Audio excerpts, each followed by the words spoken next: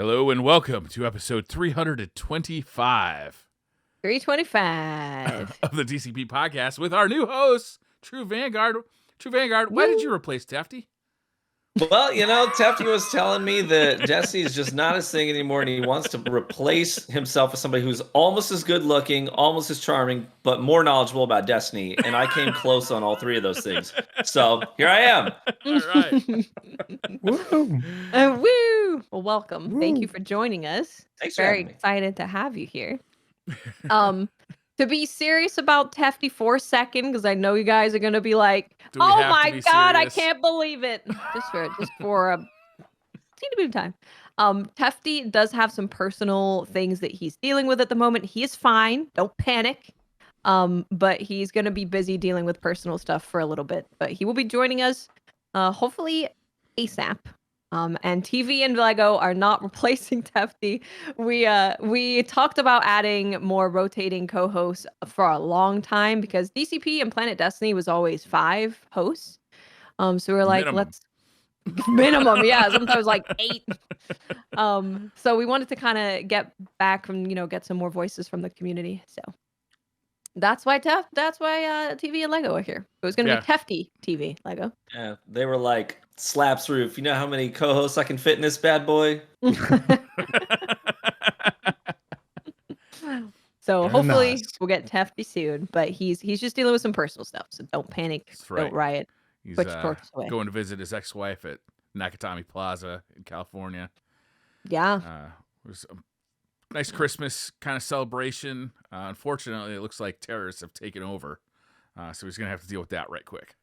Yeah. And that could take, An hour A and a lot. half minimum.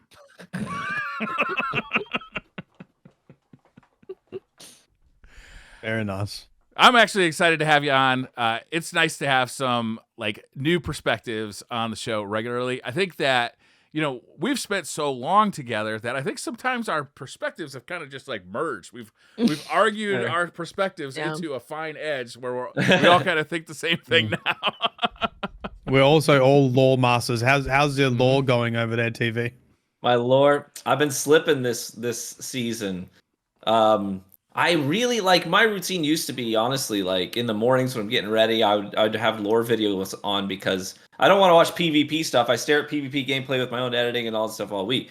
So I'm like, I want to understand what's going on with the lore. And that used to be a regular part of my routine. But this first part of 2023 has just been a ringer. Our whole house was sick for weeks. We got COVID, the whole works. So it just threw everything off. So I want to get back into it. You're in good hands with Watts and Briar. That's right. yeah. I'm there's at a least lot. up to speed on what's going on, but in terms of reading the grimoire and all that stuff that's been updated, I'm a little lacking. Well, the lore this season was a little confusing with the beep boop Operation Beep Boop poem. Yeah. So I read it and I was like, The Good. lore book. yeah, You know what? Yeah, That was lore weird, that lore book. We only got one lore book this season. we did, yeah. Yeah. I reckon my theory is one of the collector's edition book was actually meant to be this season. The Oh, really? Osiris one, yeah. The Osiris Mm. lore book, the collector's edition lore book for Osiris that's people have got mailed to them Yeah. is Did you like get one of those? interrogation. What's that? Did you get those? Or did you get copies? No, of those? no, I don't have a physical copy. I just looked them up online. Yeah. Everything always takes an extra 2 weeks to get to Australia, let alone Sure. Perth. So I usually don't get anything until the day of, if that, sometimes after. So I usually have to read it online anyway. But yeah, you know how Osiris this season was always I need to prove to Ikora she hates me, and he's always and he bro, Ikora hasn't said shit. I don't know what you're talking about. It's been years since she said anything about you. Osiris. Yeah.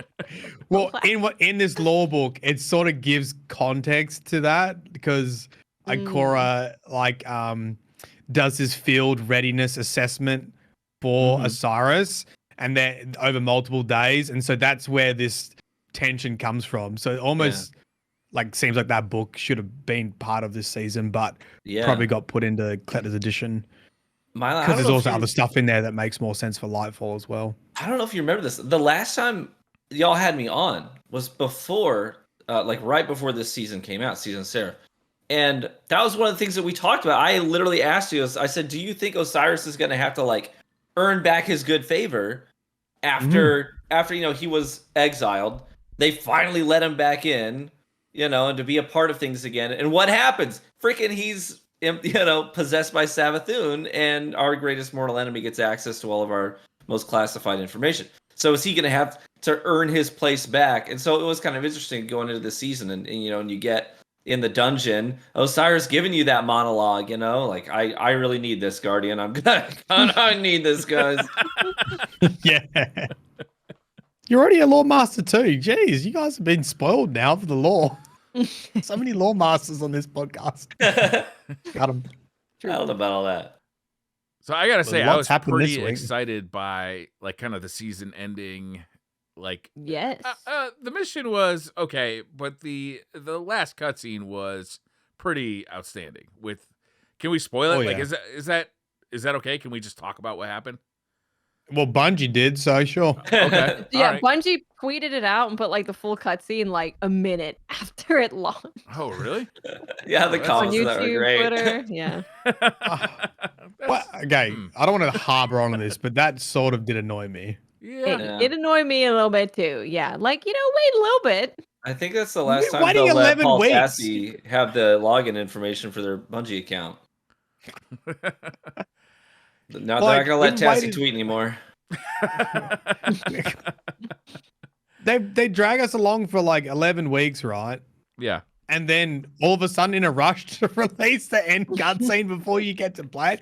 Because I think you could argue that it is part of a larger context. Like, you're meant to do the mission first. You get intro dialogue from Rasputin. Yeah. You do the mission and then you get the cutscene. Like, it's not something in isolation. Yeah. It's like part of that whole experience to finish off the season. It's also and it felt, extremely important to the story of Destiny since day one. Yeah. Yeah. Yeah. Like, if anybody's played Destiny at all and they see even the images of what's happening in that trailer, they're going to know exactly what's going on. Right? Yeah. Well, it does have a lot of. There's a lot of bearing. Well, the events in that cutscene have a lot of bearing of the overarching narrative of Destiny. Yes, and you're right. Since launch, it is a big deal. It is a big deal. Yeah. And like I saw a spoiler immediately as soon as I woke up. Like, oh, man, I'm sorry to hear that, because it was pretty fun to watch. Like, because I was kind of humdrumming it along, and then whoa, what the heck? Yeah, I mean, the thing is, I should have known better as well. And I even said to myself, should I go on Twitter? I was like, I won't see anything. I'll just have a quick look. And then literally the first thing someone tagged me, hey, Mylan, can't believe they killed Rasputin. I'm like, they tagged you? Bruh. Yes, Bruh. They literally tagged me in spoiler shit. Wow. It's 8 a.m. Look, it's 5 a.m. I'm up. You know what makes you feel better? When you've had a bad day, the hobbits let me know that, just so you know, when you raid Mylan, he's very not doing great, at the moment. So be gentle, be nice, say nice things. Hard. We're like, okay. Let's see if we can cause a nervous breakdown. He's yelling at us right now, so maybe play it cool. That's funny. The hobbits are kind of they look. Yeah, they're just not gone to me. I will say I do kind of, one of the things that I have a little bit of beef with is the fact that my immersion sometimes is a little dicey with missions like that, because in terms of the stakes, this is about as high as the stakes can possibly be for the Last City and the Traveler and the Guardians. Yeah. And for me, I log in, I'm like, oh, cool, I'll do this. And so in my canon, when everything is on the line, they send one Guardian, and it's me of all people. Yeah, well, you do have a pretty solid history of getting shit done, though. But they sold the mission. So I'm literally, in my canon, I just saved everybody's lives. And I was like, I can't help but feel like there are probably people better equipped for this. Maybe I should have had some backup. We should have sent the whole fleet or something. I don't know, but. All right, so I want to talk about the Traveler. I want to talk about what happened with the Traveler, and I'm sorry to anybody who hasn't played the last mission yet. I'm just gonna come out and say it. I'm gonna give you a couple more seconds though to pause the podcast, go play the missions, and then come back to the podcast. 1, 2, 3. Okay, full spoilers. The Traveler looks like it's about to take the fuck off, right? The Traveler like is lifting off and leaving, and then we kind of, there's this tense moment where Aramis is trying to blow up the Traveler with the war sats, and the Warmind and Anna Bray kind of like everything falls into place. The Traveler doesn't get blown up, but then once it's out of danger, seems to just pause. Right, it has lifted up into the atmosphere away from the last city, but now it seems to have just stopped again. Right? Am I interpreting that correctly? Yeah, in low orbit, just kind of a holding pattern out. Well, I mean, they obviously wanted you to feel like it was leaving, because the Elixir were like, oh, this feels familiar. This like the whirlwinds, and we know that the Traveler left the Elixir previously, so they're like, oh shit, we've seen this before. It's going. The Exo Stranger, even just before you get into the cutscene, she's like, this feels familiar. In her dark timeline, the Traveler left. So, they're obviously building it up to make you feel like it was leaving, and to sort of leave that question in the air. Like, was it really going to leave? Right. And then obviously we did the self-destruct on the Warsats and Rasputin. So you could argue, oh, well, it didn't need to leave now because they got blown up as it was going away, but the witness has another explanation. Yeah, the witness just says nowhere to run, so... I've got a chokehold on the whole system. Where's it going to go? So we don't know. Is it staying because it's loyal to us, or is it staying because it's backed into a corner? Like, it has no other choice. Yeah. I think it's like a defensive position. Like, I think it's like a stand and fight. That's just... But there's nothing really to prove that. It's just sort of my like gut reaction to it is... Yeah, they just wanted to make you feel like it was going, which was really cool because I got absolutely baited into that. I'm like, holy shit, they're going to do this. They're going to have the Traveler leave. And that was like really suspenseful. I mean, it would have been awesome, honestly, if the Traveler left. Because if you think about it. And we all only can run stasis? Yeah. Yeah. Now, other people have said that, like, oh, it was trying to still defend the city, like, not explode. And like basically put all this shrapnel onto the last city, so it was, doing us a favor if it was going to get blown up in space. Like, I don't know what the Traveler's thinking at all, obviously, because it doesn't talk to us. But like, I mean, it has a history of hitting it and quitting it, right? It's like it is not the kind of thing that sticks around. It leaves. It's done that multiple times. It's literally called the Traveler, right? Not the Stayer. Yeah, that's true. Yeah. But yeah, I don't really have any other thoughts on Traveler leaving or not. Staying and fighting. In order for things to fall, they must rise. So maybe the Traveler is going to be like, woo, hanging out, and then in Lightfall, it's just going to come crashing down and murders all, destroy the tower, vaults are gone again. Right. I want those ghosts back. Whatever. Which is... That's one of the things I have not explained yet with Lightfall, that we haven't got any like hint at why the title Lightfall. Yeah. Yeah. Why do the light be fallen? Yeah. Yeah. Yeah, because obviously it seems like the conflict in Lightfall isn't even local to the Traveler. I mean, the seasonal stuff sounds like it's going to be pretty local, fought on Earth, but yeah, Neomuna ain't on Earth. It doesn't seem like the conflict is really right there. Putting a chokehold on the Traveler. We're going elsewhere. So I don't know. It's a good question. I got a question. So remember at the beginning of Destiny 2, the Cabal came and they were able to like put that force field around the Traveler, and that cut us off from the light altogether. Yeah. If we put a force field around the Witness, would that cut us off from the darkness powers? Bro can teleport through the Speed Force. I don't know if you can hold him down.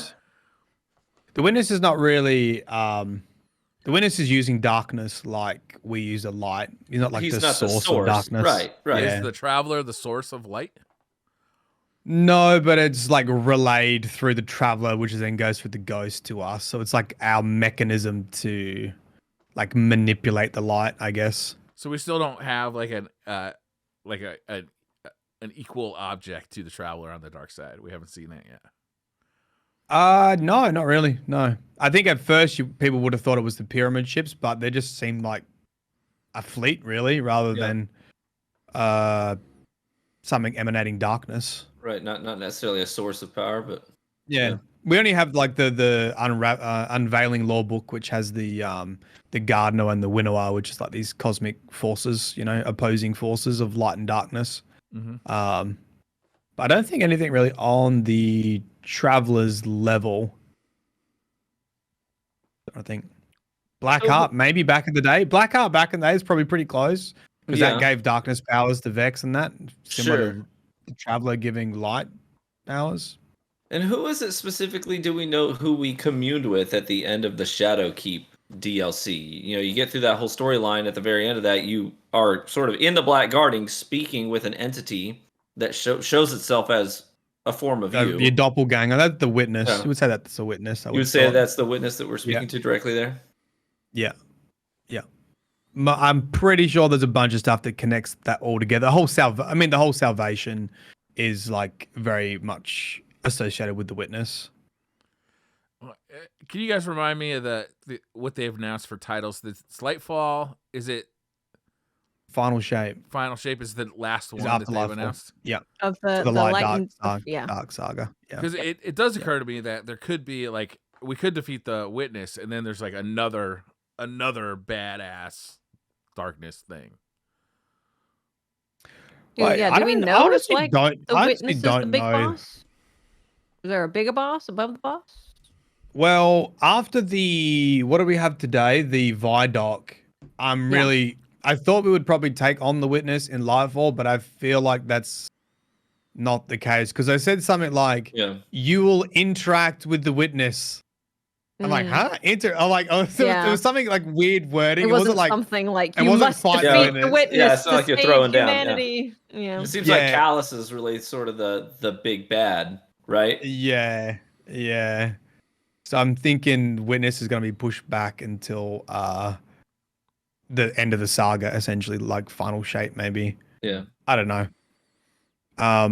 We did have other cool stuff in the final cutscene though, like lore-wise, I guess we haven't spoken about, like Sussy Crow.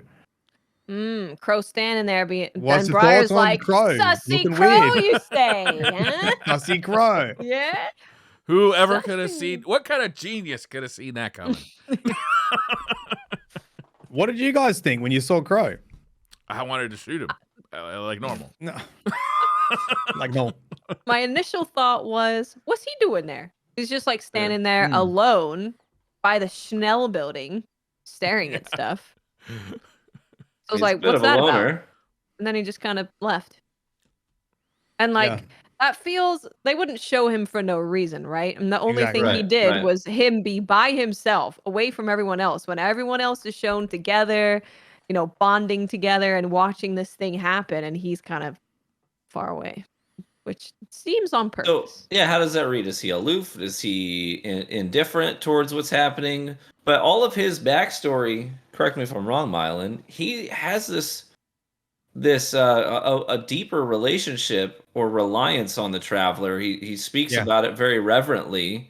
Yeah. Why did it choose me? What did it see in me? And there's a direct link between his personal sense of purpose and the Traveler. So I would have expected his reaction to what was happening to be a little bit more engaged. I don't know. Well, so he had the whole Hawkmoon quest where he like had a dream of the Traveler, which are precursors to being like a speaker. Like they all hinted at Crow potentially being a speaker, or at least having like a stronger connection to the Traveler than anyone else. And I think, that could be a reason for, the Travelers, maybe he had another dream, maybe another premonition, maybe he felt a connection to the Traveler. Maybe the Traveler was leaving. Maybe the Traveler was leaving and he actually felt that, like, actually felt what the Traveler's intention was. And that's why he seems sussy or angry or whatever. He almost felt flippant to me. Maybe he knew that this wasn't, it's not leaving. Like maybe he has that insider info, I'm kind of just like, there it starts. Instead of like, oh, it's leaving. I'm terrified. Traveler's got to travel. Don't hate the player, hate the game. We know that Season of Defiance is like Marasov orientated as well. So, and we know that they obviously have like an ongoing storyline between Mara and Crow. So maybe that's like a plant for the season coming. Maybe that will sort of explain itself a bit more when maybe the season drops. You know, he'll say, "Oh, I had a connection with the Traveler and I felt this," and you know, that will conflict in some way with the narrative, or you know, help it out. Help it along.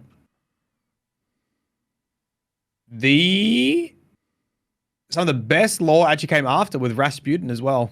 So Rasputin's like dying message. Yes, that was very sad. Yeah, he had like a message that engaged in once he was dead. So sort of message from the grave, and he talked about the veil. He did. That was big. I was like, the veil? Yeah, something that was being speculated on as being like the 5th race in Destiny for super long time. And then it was also speculated that it was the darkness statue, right? That's what always people were like, the pyramid statues. Yeah. Like the veiled pyramid statues. And obviously the book Unveiling talks about light and dark, and that's the whole like Black Garden story as well. Pretty much Rasputin says it's an object of paracausal power linked to the Traveler, and it's on Neomuna. And it's called the Veil. I'm thinking that the Veil might be our like conduit to unlocking Strand somehow, similar to how we use like the ziggurats, the pyramids to get like stasis. That maybe because often like the Veil is like a term used to like pass from light to dark or death to life. You know, it's like a membrane, a barrier between things, and like Strand's a string of reality. So maybe that's, you know, that's how we pierce the matrix. The veil, Pierce the veil. Pierce the veil to like unlock Strand. And this is my speculation, is that Savathun knew about the veil, but hadn't unlocked Strand, because in the Collector's Edition book, it actually talks about Savathun hiding information from the Witness and the Disciples on Neomuna.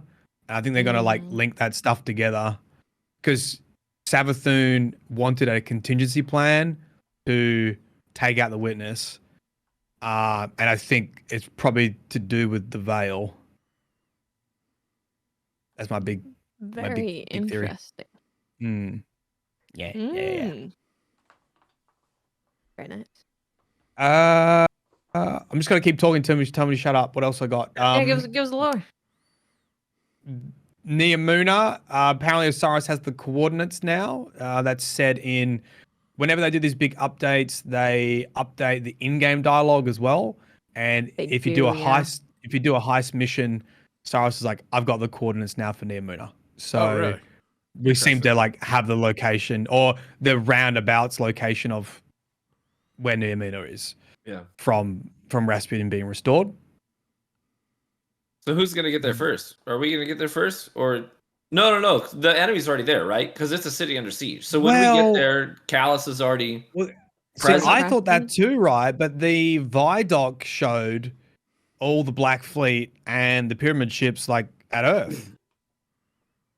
It showed Calus's like front ship, like that big flat. Or with his mug on it. Yeah, with his mug on the front, and it showed the pyramids like at Earth first. So I think something's going to happen there. Then we're going to race the Neomuna. But I always thought that they sort of got there first, just before us. I'm not too sure. That's at least how they pitched how that will play out.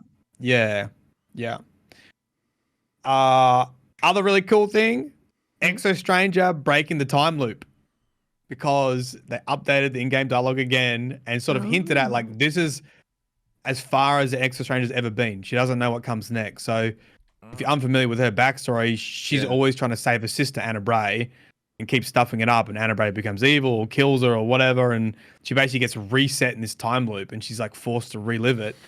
And now she's in a branch of time that she doesn't know what comes next. She's never got this far before.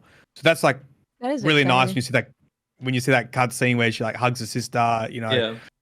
Anna loses Rasputin, and then like Elsie gives her a big old hug. Like it was pretty nice.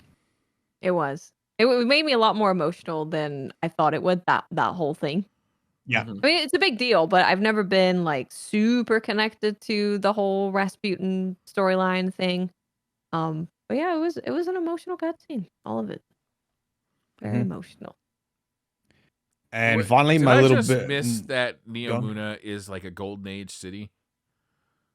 That was news to me. So it's it branched off during the collapse. Right. Okay.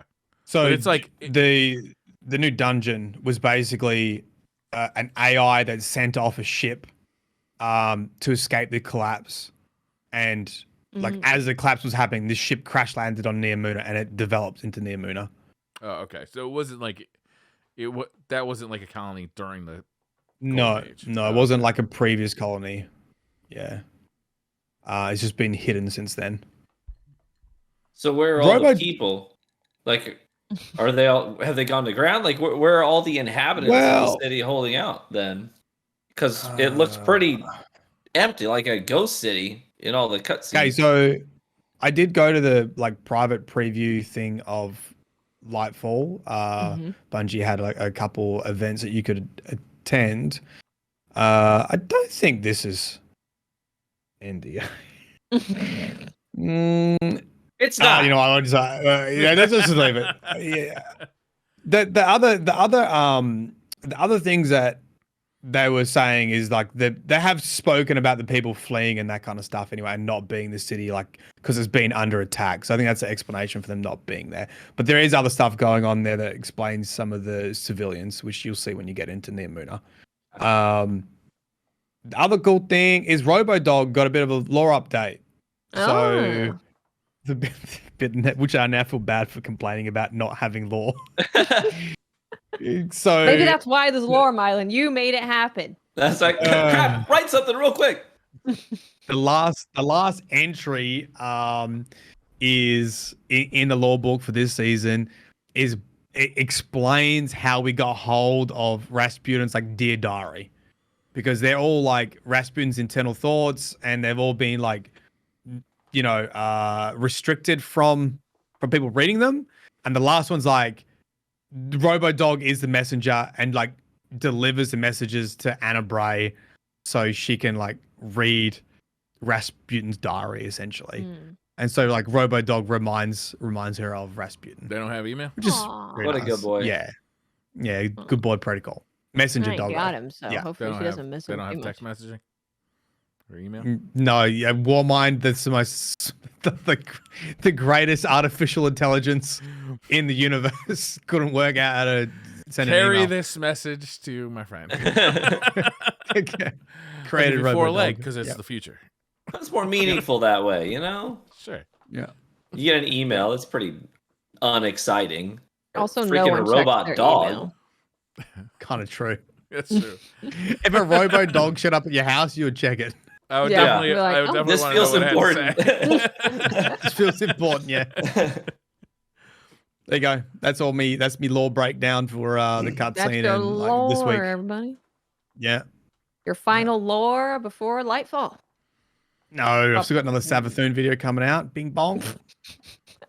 And a poker video about Elsie Bray. Mmm. We still got a little bit of time. Pond. Poker ponds. Yeah. How far is We're like, the do we- DLC away now? Did you It's, get your week and a half? Did you 12 guys days. get your pukas? 12 days. Did you get your pukas? Don't have a puka. I don't have a puka. Oh, Very nice. Oh, nice. Yeah.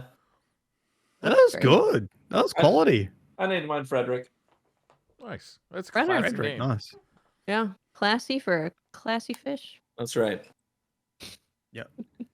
I think there's a little bit on the puka in the Elsie Bray Collector's Edition book, but I haven't got that yet.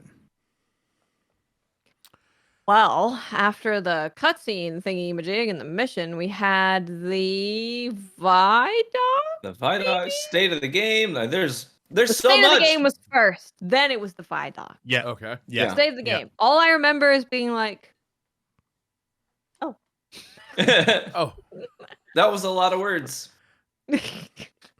I mean, like should pull it up. PVE, there was a lot of good changes. A lot of quality of life stuff. Yeah. Like materials and getting rid of some of the currencies in Destiny and Thank just God. like streamlining like Good vendors and like not having to go get the floozy doozits to then bring into the Whoozy Jacks activity to then get like Get the the bibbity bops and put it in the. get the I would bibbity like if they bobs. would- Then when they like discontinue a currency, can they just like auto delete it out of our inventories? I kind of would like that because I forget. You can delete what's- this now. Yeah.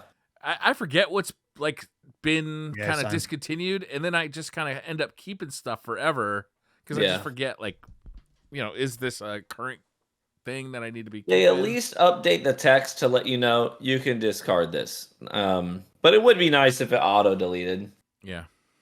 But Yeah, I did yeah, I did that's appreciate the way that Joe structured that state of the game was basically around these 4 goals that they have.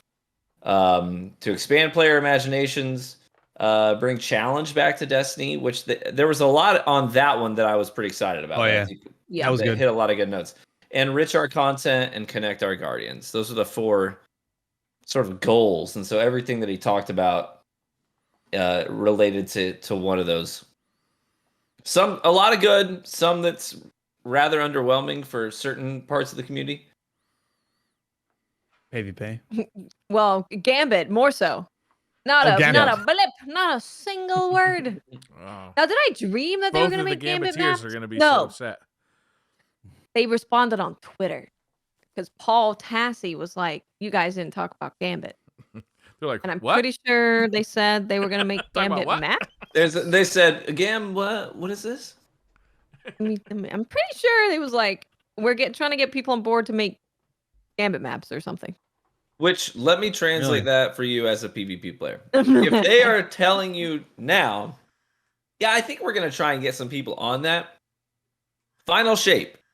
That's when you expect to get a At Gambit the map. then. If you're lucky. So obviously, making maps, they have told us it is a challenge. It is a process, which I respect. I don't think they're lying when they say that. For me, it's just a question of priority. Because new seasons bring new environments all the time. New DLCs bring new environments. Huge skyboxes, just enormous spaces, dungeons, brand new spaces, right? Built from the ground up. But you want a football field sized PvP map, and they're like, that's too much work. We're not. It's not that they can't do it; it's that their priorities have been elsewhere. So I will say that as a PvP player, it is. There's no way around it. It's disappointing. The state of the game to see. Maps has been a core part of our feedback for literally years now. Going on 3 years, we have been screaming maps. And we still just get one. And it's not coming soon either. You're looking at 2 seasons from now, right? If I'm reading that correctly. So, and beyond that, we're just getting maps that we already have are getting brought back on Sunset. So it's not even like remastered D1 maps or anything like that, which they have talked about in the past. So for me, we were getting less than I was expecting. I will say new modes is exciting. I do want to give credit where it's due. I want to talk about the good things. Them getting innovative with new PvP modes is exciting because I do think that's something that we need to shake up the experience. Momentum control, for example, has been such a breath of fresh air this last season. So having stuff like that kind of makes you approach PvP from a different perspective, it's fun. Yeah. Yeah, I was like, so the TLDR for Crucible players is that like you're getting the maps that we said we were gonna give you, and it's not going anywhere, and that's it. Good luck, goodbye. That's all. Because that's kind of all it was. And like when comp came out, we were all like, why is there no cosmetic rewards? What's going on? And then they clarified on Twitter that they were gonna be adding cosmetic rewards to comp. There was no mention of that. Like, even just hearing what kind of rewards are they thinking about, or here's the things that we plan on adding to whatever modes in the future would be nice. But there was no mention of it, nothing at all. And then the only thing they said is that Trials is going to have different matchmaking. So everyone's like, you putting SBMM in Trials now? So yeah, there really wasn't a lot. And when PvP has been in the state it's been in for a while, and people have been so sad. I haven't seen as many people in my community uninstalling as I have now. It's just it would be nice to have a little bit more than just them saying that PvP is not going anywhere, basically. Mhm. I mean, I think it kind of says a lot, right? That they have to clarify that they're not deleting PvP. Yeah. I want it to go somewhere. I want there to be change. So for them to say that it's just going to keep on keeping on when it's not necessarily great isn't a win, So it's hard for PvP players to be excited about that. Yeah. I wonder why this is happening. I wonder if there's something about the player population that just doesn't justify putting time and money into resources into PvP, or if it's just that it's nobody at the company's passion to work on the PvP team, so it just doesn't get done. Oh, there's definitely people that really want to work on PvP and make PvP amazing. Yeah, absolutely. Yeah. I mean, people who came from, part of your sub family under the DCP. There's people there who are very passionate about it, and I totally respect them and the work that they're doing and the passion they bring to the table. But I think, until they give us a reason, we can only speculate. But part of my speculation is that PvP is not easily monetized the way that dungeons, cosmetics, DLCs with new story modes and missions. That stuff is easily monetized. That stuff is easily monetized. But they already told us they're not doing map packs. They're moving away from that. That's something that we did that with Halo. We don't do that with Destiny because we don't want to sell maps to people and then split the player base where some people are playing on new maps. And then that fragments the community even further when you bring in other new map packs. And now it's like, how many map packs do you own? And that fractures the community because of it. So they're not willing to monetize that stuff and break their community down. So beyond that, there's not anything they can really make good money off of in the PvP space. So I think it's from a top down, because I know that on the bottom level, people are passionate at Bungie about PvP. They want to do cool stuff. So I have to assume that it's coming from the top down, where they're saying we can't really monetize that, so it's not a priority. If we're paying people to do work, we want them to be doing work that we can make money off of, and that's not it right now. So that's my guess. The irony in all of that is if you think back way to the heyday of trials, how much viewership that got on Twitch. Oh god, it's huge. And I was like, hey, maybe PvP is not directly monetizable, but you hit gold for a little bit there, and you probably can do it again. What's happening? You have to assume that You have to assume that people watch PvP when it's in a good state. They watch it on Twitch, they watch it on YouTube, wherever, and they get hyped about it, and they go play Destiny. I mean, and you don't. The problem is that's not. You can't track that. The people at Bungie who are tracking where purchases are being made, they can't see that somebody watched a stream, got excited about Destiny, and then went and bought a product, and started playing the game because of it. So there's no way for them to directly understand the influence that a healthy PvP has on their bottom line. I don't know. Yeah. Yeah, I don't have anything else to add. I think PvP is crucial for the Destiny ecosystem in keeping people playing the game.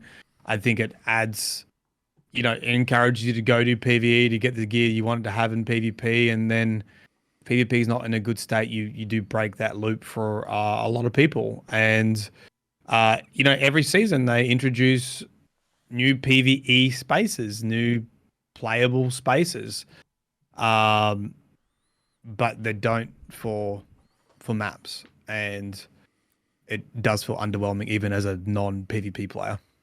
Yeah, they always seem to overcorrect based on feedback. So we say things like, "Hey, this is fun, but I kind of miss big team battle that we used to have in D1. Was kind of fun to play these big maps, do big team battle. That was kind of fun." So what do? They sunset all the small maps. All of them. They unsunset old huge maps like Eternity. They bring us Cathedral of Dusk, which I don't think was in anybody's top 5 maps for D1, and no one was asking for it. No. There were so many bangers they could have brought back, but you get what I'm saying. And then they gave us a brand new map called Disjunction, which is again a huge map. So they just overcorrected. Okay, here, huge maps only, and now we have a pulse rifle laning meta, because everyone knows that 9 out of 10 maps they're going to play in the rotation are huge. So they don't want to go in there and be set up for failure with a CQC combat build for the most part. So it just kind of slows things down.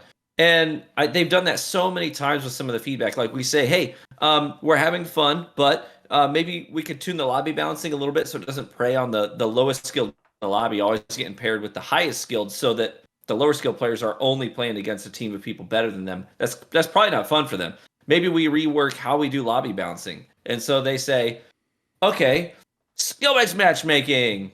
Your connections are now, if you're on either end of the skill gap, really bad. But if you're in the middle, you're probably not going to tell a difference. And you know what I mean? So it's just all these overcorrections. And I really hope that sometime before the Light and Darkness saga finds its closing remarks, maybe we find the balance in between there. That would be great. That would be lovely. And then it's Clash like all the time. And Clash like never goes to score. It always goes to time. You're just running around on these massive maps trying to find people. No one's moving. Yeah. It's very boring. I love Clash with connection-based matchmaking because people I think that one of the things with the SBMM did was it made everybody know that every engagement they're going to come into is high stakes. Yeah.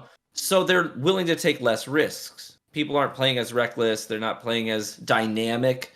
So they play safer, slower with teammates. And so Clash before was really fun. And so I was initially excited when they said Clash is coming into the quick play playlist because I love Clash. But then that coupled with SBMM and giant maps, all of these things sort of compound on top of each other to make the gameplay so stagnant and boring.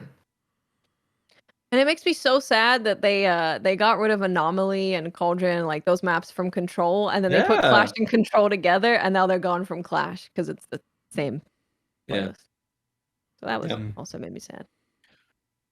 Another thought I had was, you see, like the overall goals of Bungie, right? And they have these broad goals, and they slot in all the objectives underneath. You don't really see a big broad goal, like a big, like we're all working towards something when it comes to PvP. You don't see like, hey, like, you know what the broad goal probably be? Like, increase PvP population. And then all your little mini objectives are underneath that, like maps, modes, rewards, objectives, cosmetics. Like, you don't see that overall direction like you do in PvE. Mm-hmm. It definitely would have been nice to have that, right? Like, here's what we're working towards. Here's what we want PvP to be. Will it be there? Will we get there? We don't know. But here's like our big goals for PvP. Yeah. Yeah. Because we've all felt like that, right? Yeah. Like, we don't know what their plan is or what their goal is with any of this. It kind of feels like they're throwing spaghetti at the wall to see if it's going to stick. Yeah. And it kind of seems like that's what is happening. And the state of the game was like, oh yeah, maybe that's it, is what you guys do, and you're just like kind of throwing stuff and hoping. A good sort of case study would be you look at Apex Legends. Now, obviously, only a PvP game. So what are they going to invest in? Obviously, PvP. But Apex Legends recently was at the lowest player count they had been at for years. People were leaving the game. They weren't excited about it. Even the casual quick play mode that you queue into had pretty intense skill-based matchmaking that led to much more standoffish fights like you have in the comp playlist. And it was like that for for several seasons. But they kind of took feedback into consideration. They made a lot of major changes. They introduced new game modes. They're always bringing new maps. And then they changed the way that the matchmaking works so it prioritizes connection. It's less heavy on the SBMM in the casual modes. And it reinvigorated it. Their player count this past week was the highest it has ever been since the launch of the game, when it had that initial wave.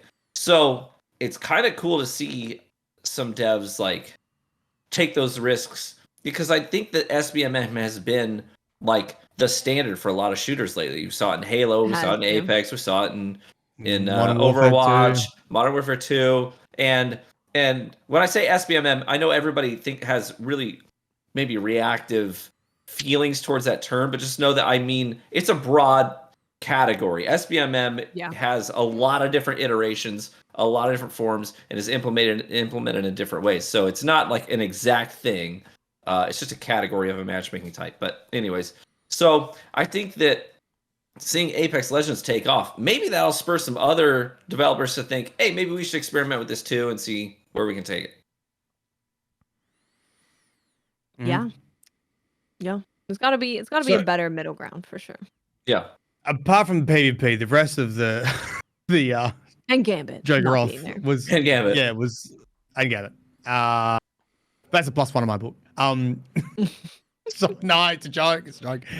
Everything else was pretty good. There was some nice weapon crafting changes with like I think they're just getting rid of all the like materials for Pretty weapon much, yeah. It's crafting. like just glimmer Weapons. and Yeah. Just simplifying. Yeah. You can also just get if you get a weapon drop that has a potential pattern but it's not a red border, you're going to be able to make it a red border, so you can get the pattern on it.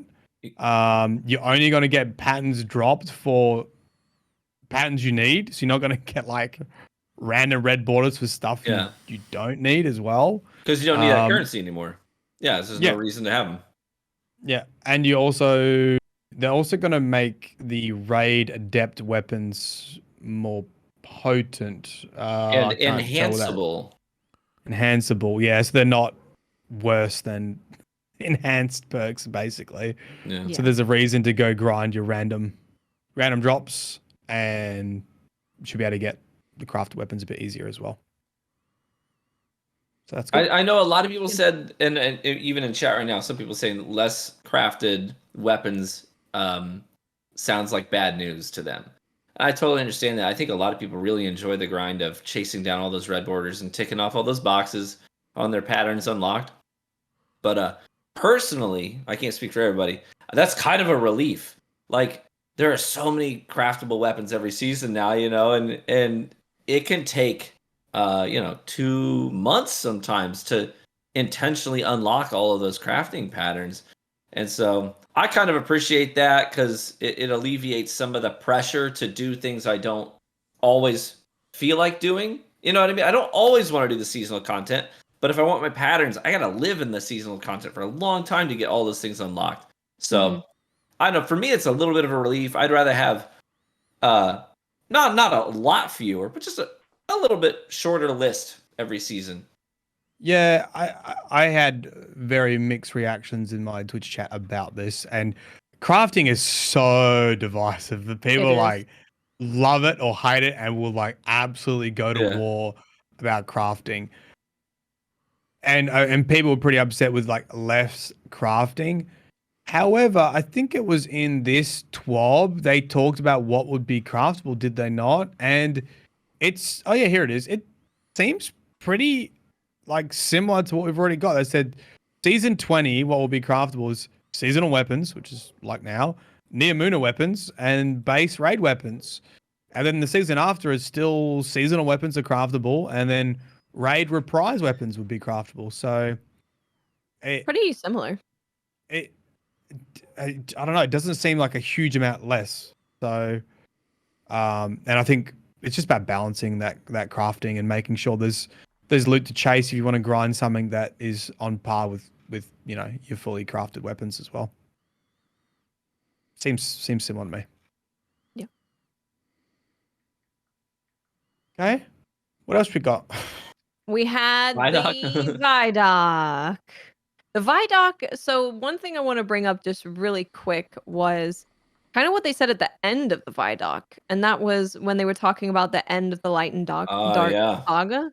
They were saying that, we're really excited of where Destiny can go. Neomuna is like a small slice of that, which kind of, we've been talking about where do we go after Light and Dark Saga, and we've been like really excited about where Destiny can go. And that kind of confirmed that Destiny is going to be going outside of things that we've seen so far, different solar systems, different planets. And that got me excited. I missed that. What did they say? They said this isn't the end of the Destiny story, after the final shape. They said that's the conclusion of the Light versus Dark saga. Yeah. But Destiny's not going anywhere. We're committed to this universe and telling the stories, in this universe. So, I mean, I read that as this is probably the conclusion of the Destiny 2 story. Maybe are we going to get a new title? Is it going to be way back when, like Shaxx and the Warlords and that sort of feudal time post-collapse? Or is it going to be 200 years after the Light versus Dark saga? New characters, and a new Guardian, a new story to tell. Maybe it's not even Guardians at all. I don't know, but a fresh start. I don't think they're in the going to universe. reset it like that. Yeah, I think it's just going to be our same old Guardians, but a new enemy, a new challenger arises. I don't know, man. 10 years and then continuing after a 10-year saga, continuing with the same character. I feel like there's at least some merit to the proposition. Oh, I think there is definitely. Maybe we don't do that. Maybe we stay in the universe, we tell a different story, but we break the shackles. Because if you continue with your Guardian, again, you're probably going to have to explain either a loss of gear, or you have the nightmare of then continuing to balance a game that has guns, exotics, abilities, and gear from are you thinking like 2017 on. Destiny You know 3? what I mean? That would be my guess. I'm not going to bet I'm money pretty sure on they've it. said they're not doing that multiple times. Not a Destiny 3, but maybe it's a new story. Maybe it's a hard reset again. Because I feel like they're doing all the logistically- things that not need a hard reset, like the loadouts and all that. Why would they invest so much stuff into loadouts and other things that make the game very playable, that third-party stuff, if they're going to reset it, though? Well, I mean, those features don't have to go anywhere. You know what I mean? But I understand the logistical nightmare that it is to support and continue to balance a game that launched in 2017, and they face those challenges every day right now. Every day they do. So it would at least alleviate a lot of pressure for them, I think, having a reason to do a hard reset. And I think concluding the Light versus Dark saga is a good excuse for that. And again, I'm not saying I'm putting my chips in and saying that's what they're doing. All in. No, I I'm want to just hear saying- commitments. But I'm Flip just it. saying, I Flip think it. it's at least got some merit to consider that as an option. I think Destiny, although you could argue Destiny's pretty, is broken. I think it's not broken. Don't fix it. I feel like they've got their model. I think they know exactly how much money they make from it, and they use it to snowball their other IPs until it's done. Yeah. The thing, I don't remember the exact wording of it, but the thing that got me excited was that they're looking forward to what can be done in Destiny in terms of outside of what we currently have. Good versus evil kind of stuff. They want to get away from this and whole then light is good and dark is evil. obviously Just tell Neomuna is stories. a very different place. So they were referencing Neomuna is kind of a glimpse of that. So that's when, in my mind, when I heard all of the things that they were saying put together, to me it sounded like we were kind of leaving Different destinations. this solar system, and going to which would be like a completely soft new reset one. if they're like, hey, take what you can carry. Yeah. Everything else That's stays in the right. vault. Get on your ship. Yeah, you're like, That's right. If that happens and then I have to earn the Gallhorn again, I'm going to be mad about it.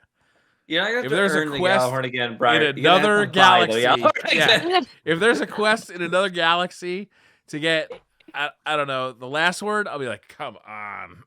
Get the Gigahorn. Yeah. Zer shows up and he's like, hey, I brought the items from your list, from your vault. Yeah, I see what It's you're gonna saying. cost Yeah, ya. I see what you're saying. I don't know. I feel like they're preparing to just have a lot of systems that they can change easily, and they've slowly been working towards that with 3.0 subclasses and all that kind of thing. And I don't know how players would respond to a reset again yeah. Yeah, I don't know. with so I much don't know. time investment. Chat all just had a really good speculation. point, though, is that they said that shit about not being a Destiny 3 in 2020. That's fucking long time ago. Well, I mean, change. developers say goodbye to games all the time. Let's not pretend that it would be unheard of for somebody to put a developer to put a lot of work into a video game, conclude their saga, and say goodbye to it. I mean, that happens in the industry all the time. Every developer's doing that. So I don't know. I really am build just new content spitballing. around it. I'm like I said, I'm not committed to saying, hey, this is what's happening. But I'm just saying that I think a hard reset is a possibility. Okay. And Clip it. the systems don't have to change. The features don't have to change or go anywhere. Yeah. Obviously, you know. Yeah. What else is in the Vi. Anything else? Anything on the Vidoc? Cloud Striders look awesome. We met Cloud two of Striders them in do the look awesome. in the Vidoc. The Grizzled Vet. Maybe you can help me out with this, but Milo, this is one of my questions. My understanding was that the Cloud Striders, when you enter the pardon me, I had COVID a few weeks ago, so lingering cough. You're not so But my contagious, yes, I am. So when you enter into the program, when you opt in, and you undergo the transformation, you know, become a cyborg, defend Neomuna, but your life expectancy then is shot, right? Like Yeah. the toll it takes on your body. Are years you or looking something. at? Yeah, I thought they said like 7 to 10 years or something. Yeah. So we have this like grizzled old vet, and that's how they described him in the Vidoc too. Like he's a veteran. Old. Yeah, Maybe he's like so 6.5 did he years enter in. the? Yeah. Did he enter the program late? Yeah, Miley? maybe. Yeah, I'm Or assuming so. Yeah. Yeah, maybe. How new are Assume the it's- Cloud Striders as a whole? Like, how long have they been protecting the city, and what kind of threats do they fight? And why is this guy entering into the program as an old man? There's your 12 Because questions. it used answered. to be young people that they injected with the goop and they turned into the cloud people.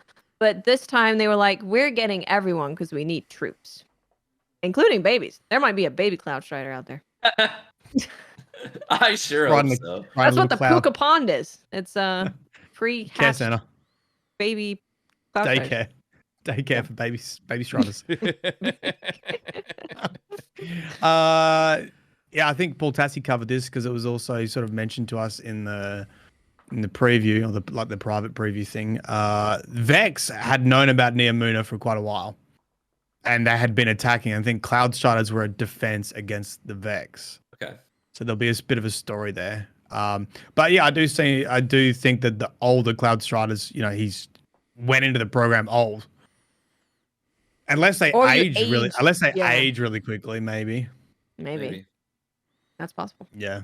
His name was Rohan. What was the name of the younger Nimbus. Nimbus. Thank you, Nimbus.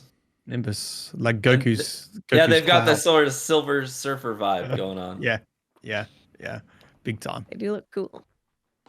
Yeah. We got some information about Tormentors. It's the first enemy that's actually gonna grab you. Finish us. And Finish us. yeah, and they were talking about like the audio work that they've done on it, which is really cool. That they kind of bring all the background audio down when they grab you, so it's like this really intense, Intimate. Yeah. It is intimate. Yeah. It's a bit like finishes, right? I think finishes do that. Yeah, Similar, they do. similar. Yeah. I think feel like so, it 'cause like they- muffles it when you do a finisher, right? Yeah, because each finisher has its own unique audio. So Yeah. they kind of muffle the sound, right? But I think They- that's really they cool. Take your light, right? Is that what they do? They pick you up. I think so, because they call it the Dark Harvest, right? Wasn't that the term? Correct me if I'm I think wrong. so. For Do that you reckon it like maneuver, auto kills you or like drops you down with like no light abilities or something? strips all your super energy and ability energy out of you. That would be gnarly if it takes your Boo. super off you Right? to rebuild it. Yeah, I don't know. Yeah. But I love it because we haven't really feared, we've respected enemies in Destiny for a long time. I don't know that the last time I've feared an enemy. You know what I Yeah. mean? Mm. So having them sort of experiment in ways to make that fight feel a little more intimate and evoke some different emotional responses from you as the player, I definitely am on board with that. We got a little bit of that with Presage, with them saying, "Hey, let's make our players feel a little uncomfortable." You know what I mean? Some Dead Space vibes, make them a little scared. So, but I think the last time I really got genuinely intimidated by an enemy was like, you know, you're starting D1 and you find your first wizard. You know what I mean? You're like, you feel that, you hear the scream and you're like a little unsettled. You know, and you're underneath the Cosmodrome. We I have like been that. shooting the same things for a long time now, so it's Very nice. long time. Yeah, that's not a boss as well. That's not like a raid boss. A mini Right. You know, boss, right? It's an enemy. Even They're when gonna be we've gotten around like Enemy type. new enemies, quote unquote, they've been like variations of things. that It's a were cabal already- wearing a different helmet. Yeah. Yeah. Yeah, I mean, even the Lucent Hive were cool that they had, light powers and you had to finish them, but they still were, I guess, a variant of the Hive. Of the Hive. Right. They were pretty cool. I did like them. Yeah. Oh yeah, they Yeah. were awesome.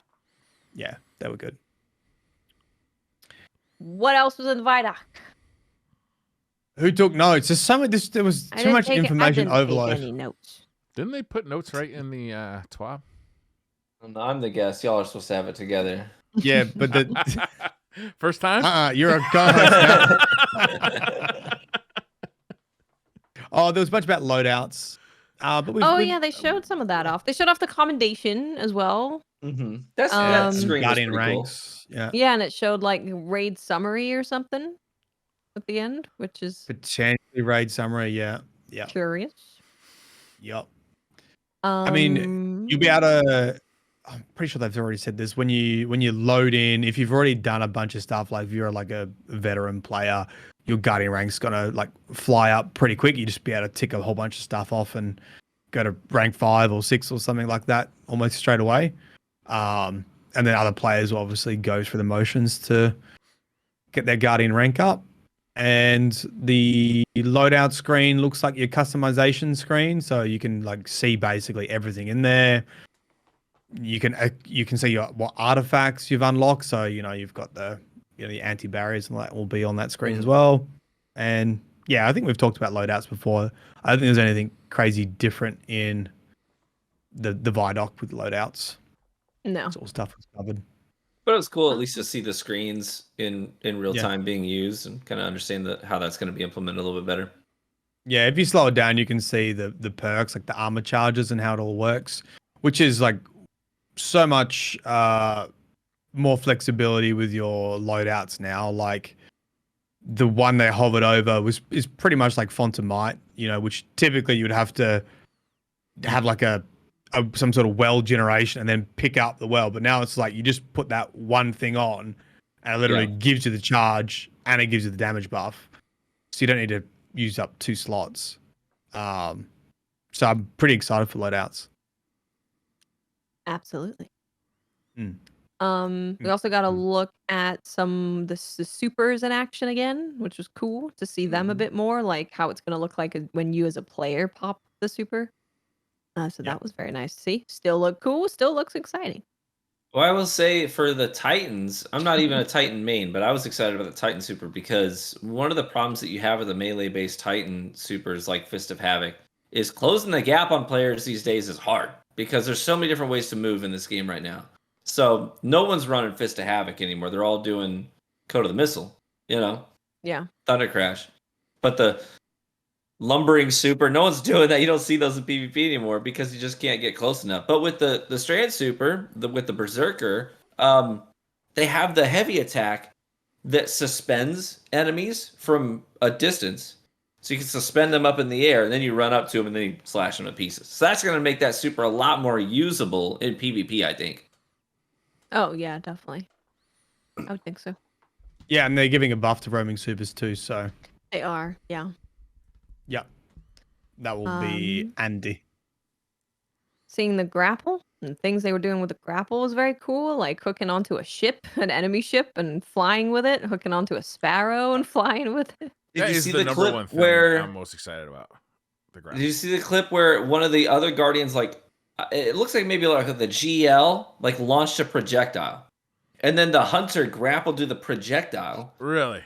It wasn't a ship. Yeah, it was a literal projectile. I'll have to find the clip of it. Man. And latched onto that. So when that grenade went down and blew up into the group of ads, he like let go and then did the Hunter melee.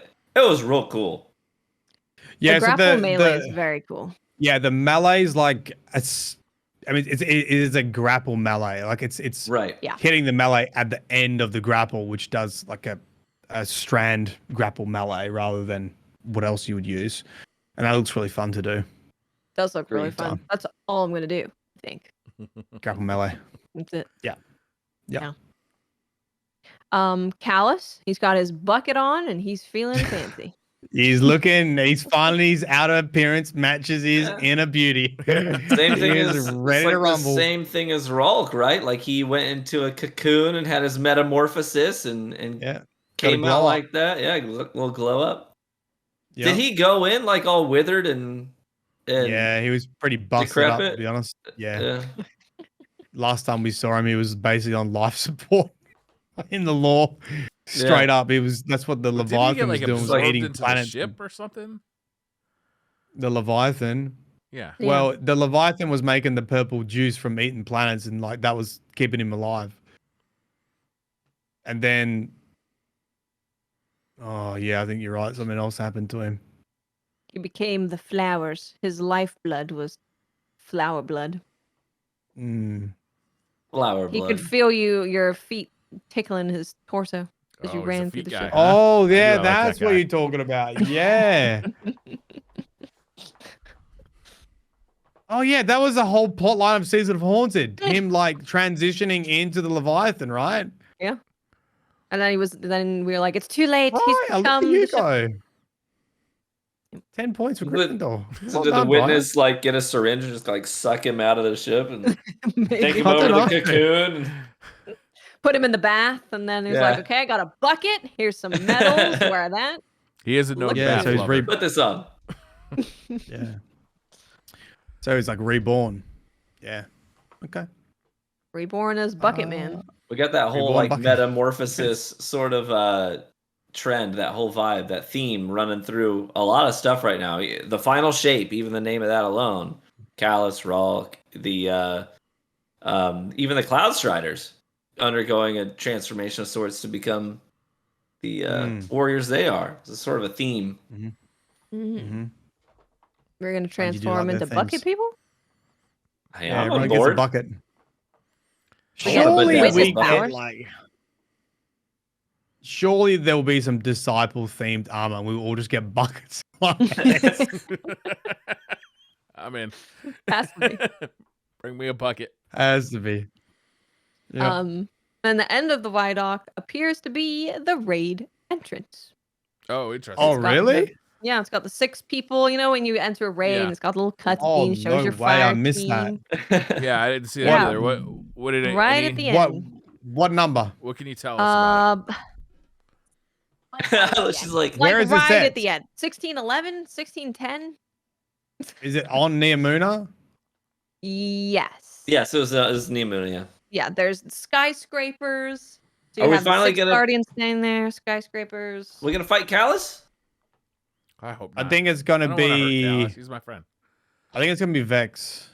Yeah, it's just the cityscape. Why do you think it's gonna be Cityscape. Vex?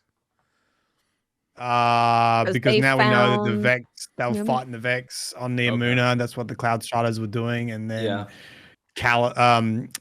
the Witness also has the Black Garden Vex under his control. Yeah, that would So- check out. They usually do peripheral stuff for the raid, and then the big bad of the story is usually your story Yes. boss. Do you think we'll yeah. fight Calus in the story? Yeah. I I think want to so. steal his bucket. I like Calus. He's been my favorite bad guy.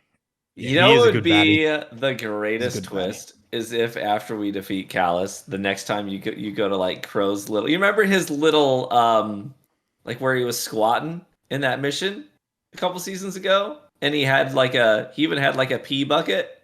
Oh yeah. Can you imagine if he had Calus's bucket helmet flipped upside down? Pee Crow's bucket. new pee helmet. Yeah. All right. City raid. Okay. Yeah. Looking forward to it. I can't wait. I'm so What's excited next? to do The day one. TWAB? The TWAB is next, and I need to be right back. I gotta crack a window. I'm roasting in here. My wife sets the house to like 75. Unbelievable. This week at Bungie, I mean, a lot of it was just sort of Like a recap of what we already talked about. recapping all the things. Yeah. So we had the interactive trailer, which was pretty good for first-time players. If you have a friend getting into Destiny that's never played before, I would get them to watch the interactive trailer I sort liked of it get you because I up to forget speed in like stuff. 2 minutes. So yeah. it's nice to be able to just click on the thing and be like, oh yeah, I forgot all about that. Yeah, yeah. Interactive trailer was pretty good. Nothing like major bombshells. Maybe a little bit of lore about like Savathine knowing there was a power on Neomuna. So that was interesting. Sort of reconfirmed my my theory about Savathun and Neomuna happening.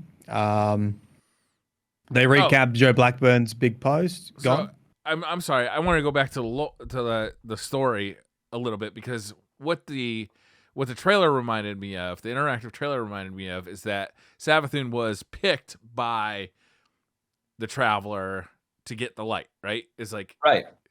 Well, her And people then- were not her This is a specifically. bit that I disagreed with. This is a bit I was like, oh, I think that's oversimplified. I feel like my understanding was Ghost had the light and actually had quite a bit of autonomy in reviving the hive, because we sort of get that scene in one of the lore entries where they almost felt like they needed to, and almost like peer pressure. And like, I mean, Finch is like, oh, everyone was doing it, so I just did it too. Yeah. But I thought it was interesting that they put that in the interactive trailer, saying that like Savathun was chosen with the light. Like they obviously want that to be the take-home message? Question mark. Yeah. So like that once again is like it. I get the impression that the Traveler doesn't necessarily have our best interest at heart.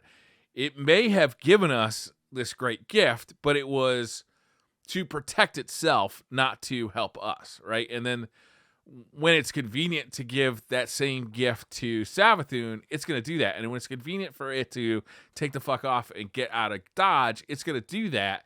And when it finds out that the safest place for it is actually here, it just like, it paused and said, okay, like I actually don't know what to do here because like I'm out of options. So I don't know. To me, the Traveler, it's really interesting what's going on with the Traveler because Yeah, I think so. we started I think it's Destiny like 1 with like the Traveler is God or a God. We have a speaker who communes with the Traveler. We know what the Traveler is thinking because the speaker tells us.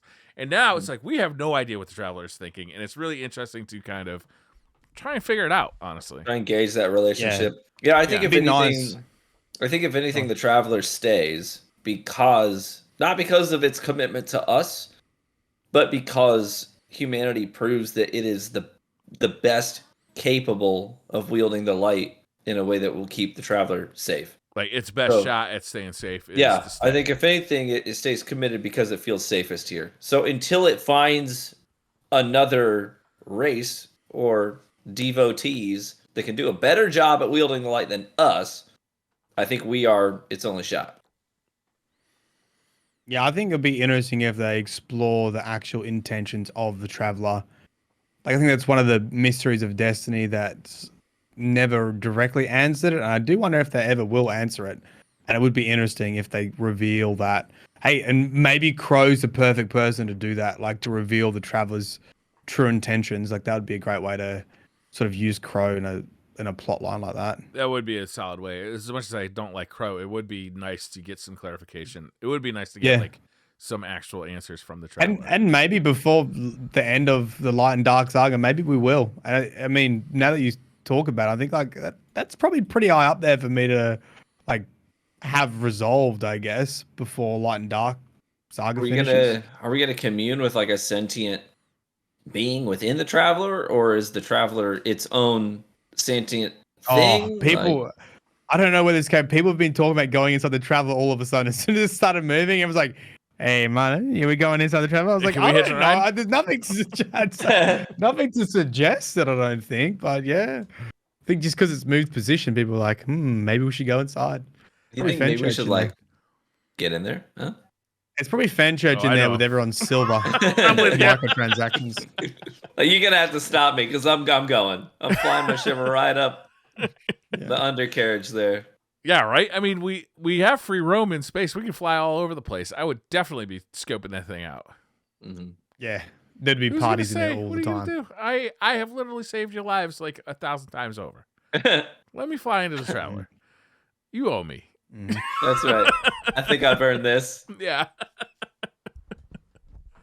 Anyhow, back to the swab. So yeah, the TWAB goes over. Yeah, the interactive trailer's there. Then it goes through a very quick summary of Joe Blackburn, which we his game director post.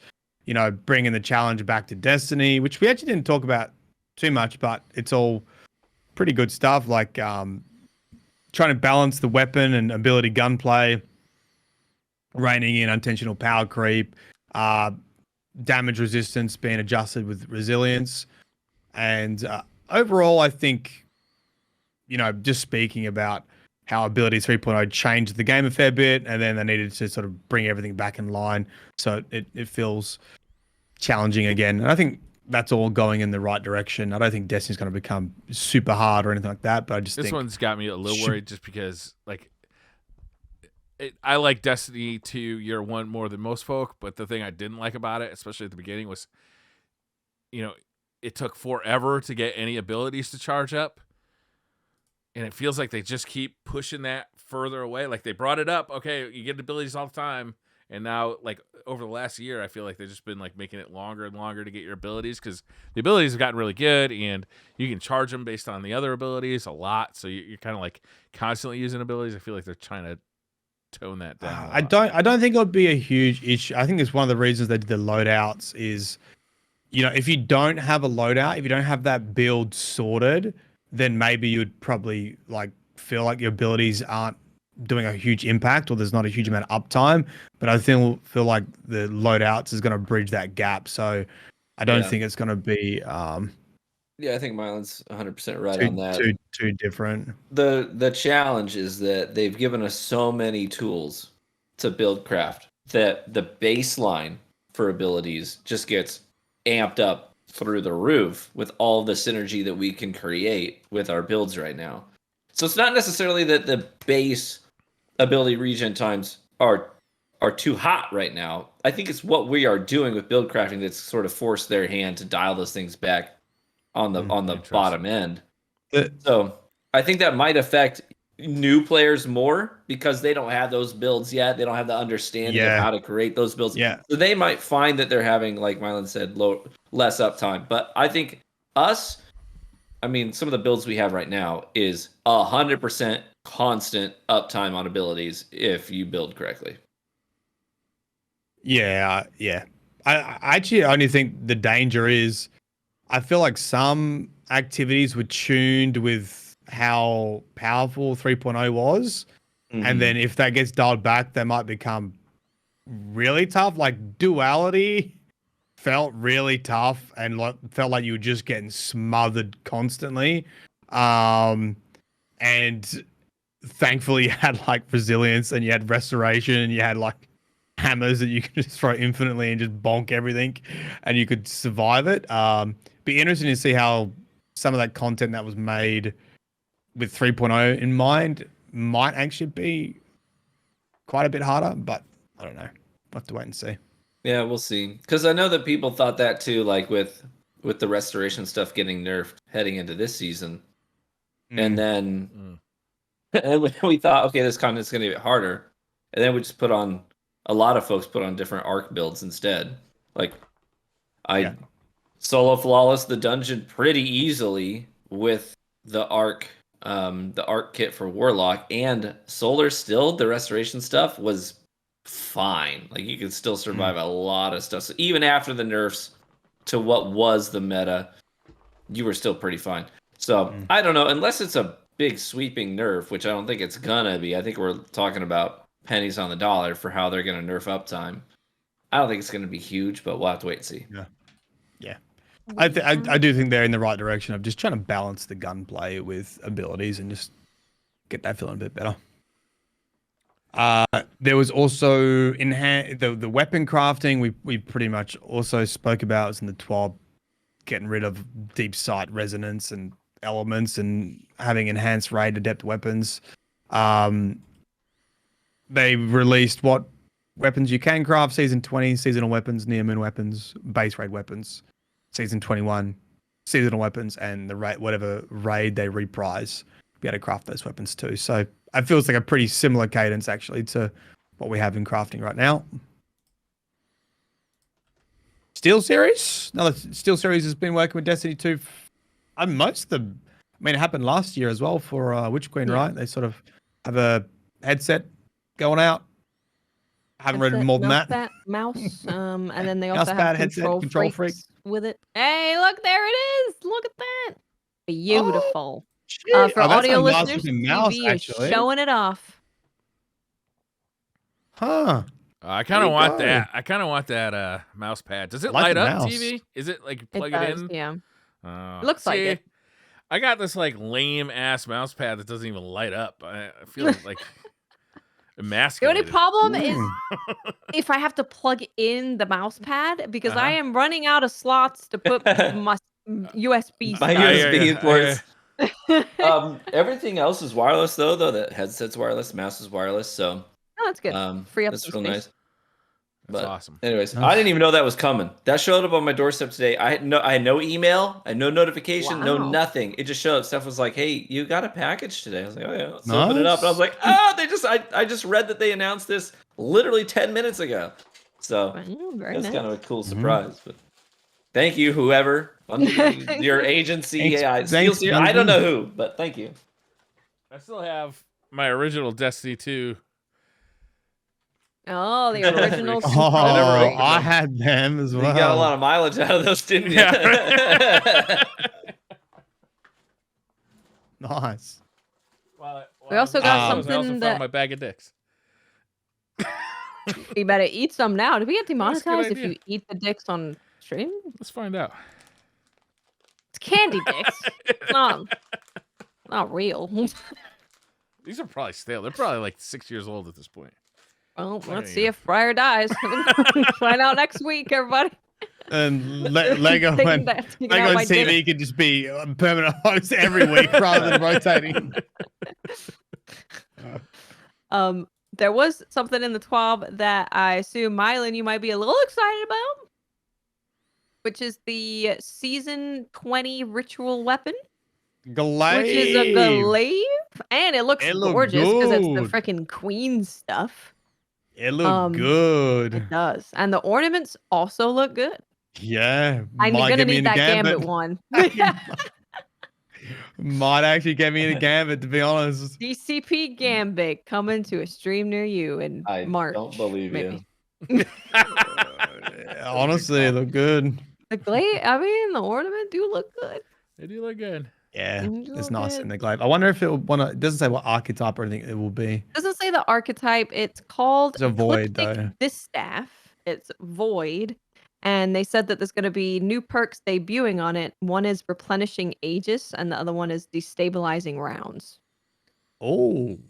So Oh. they don't say what it is, but that sounds like it could be pretty good.